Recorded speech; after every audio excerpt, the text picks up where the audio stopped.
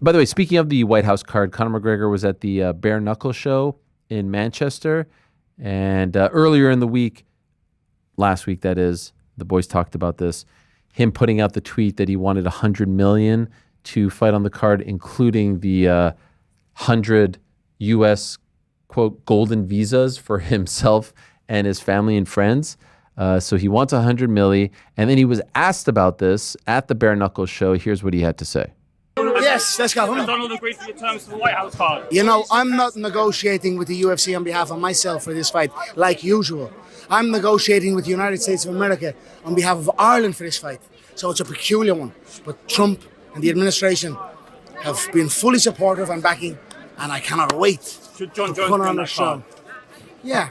What do you think of Canelo Crawford? Okay, so that's fascinating. He's saying that he is negotiating with the United States government. Now, who is actually going to pay him in the end? You know what I mean? Like if Trump says, yes, I think you should get $100 million to fight on this card, who's actually cutting that check? This is fascinating stuff. What a journey it's going to be to get to this card in June of 2026.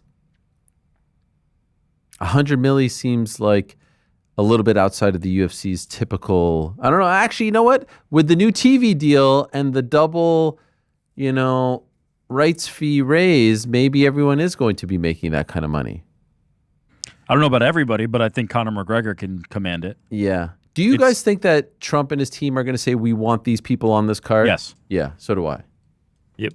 It's a which is why a representation for the U.S. Right. Which is why I keep going back on the don't they want Americans to go over? I don't we keep having these fantasy cards, but I do feel like there has to be an indication. I don't think they care about the result. I think they just care don't about think so? who's on the card.